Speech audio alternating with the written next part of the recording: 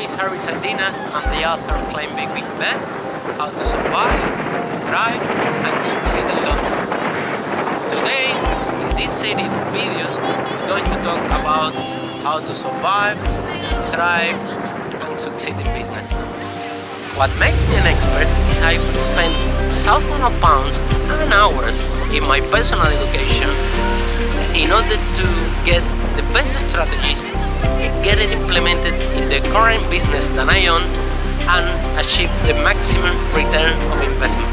Today, I will share with you all those strategies so you can also implement it in your own business. Now, who is this for?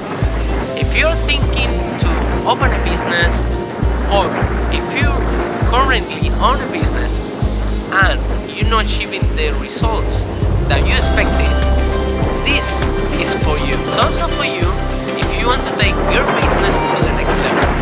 Now, if you want to survive, thrive and succeed in business, the first thing that you need to focus on all the time is in marketing. Because marketing is the source of customer acquisition that will solve the problem that we translate into sales in your business. I will ask you one question. How many marketing strategies do you have in your business right now? Are they working? Well, that is something that we're going to focus on, because I will show you the general concept of marketing.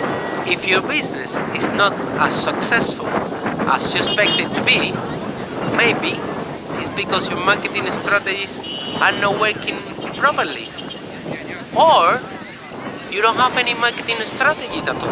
When I started my first business, I didn't know what marketing was. It took me a year to find out which marketing strategies were working and which ones just drained all my money and didn't bring any customers at all. I have one question for you. How many marketing strategies do you need? The answer is simple. As many as you can implement.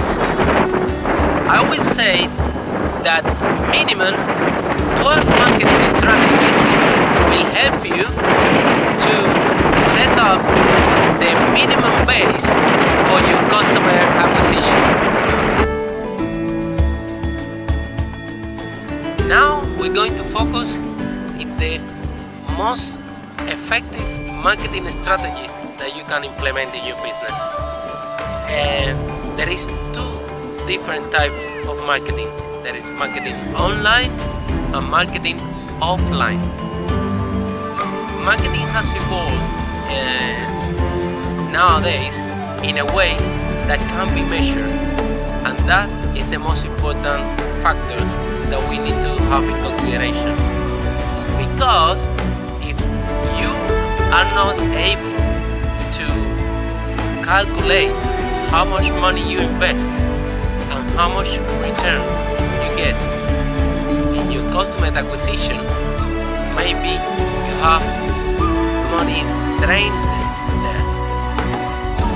The most important factor that we have to consider is that in this moment, with the use of internet, we can measure all marketing, either if it's online or offline, 100% accurate. And I'll put you one example. Let's say, for example, that before you put an ad in a display space, like say in the bus, right? So the bus is running around with your marketing publicity there, and it was not exactly how many people they are interested in your products and how many sales are you achieving. So if the ad costs you £3,000 and you don't know how many people they are interested in the ad and how many people are buying your product, because it's very difficult to measure in that way. Nowadays, with the combination on offline and online marketing, you can measure accurately with laser print all your customers, how many people are interested in your product and how many leads you can get from your advertisement. How we do that? Well, the thing that we need to consider is the way that we display our advertisement. It had to be different because you have to implement a different way in order to measure it. And the example is simple. Let's say, for example, that you're selling English lessons, right? So rather than displayed in the ad English lessons and that's the offer, what you need to do is sending to a specific web page. So with a gift or something to give away from the website. So what is happening is that the people that are looking for the advertisement offline, but you're sending them online to collect the voucher or the free gift or anything that you offered. Then when the people go to the website, as you have implemented your website Google Analytics, and there is a specific page that you will collect data from those prospects, you will see how effective is this ad offline that you're running at the moment, how many prospects that driving you to your site, how many leads you getting, and how much conversion you have after all your leads. That is the secret of marketing measurement. I know that you already have too many questions, like I don't know how to do a website, I don't know how to integrate Google Analytics, I don't know how to do a proper display marketing campaign. You don't need to worry about that. I will show you through this series of videos, step by step, really easy, how you can do all that by yourself. I just want you for the moment to focus in the general concept, so like this you can understand how from now on you're going to proceed in order to get most effective way of your marketing. Marketing, my friends, is a numbers game.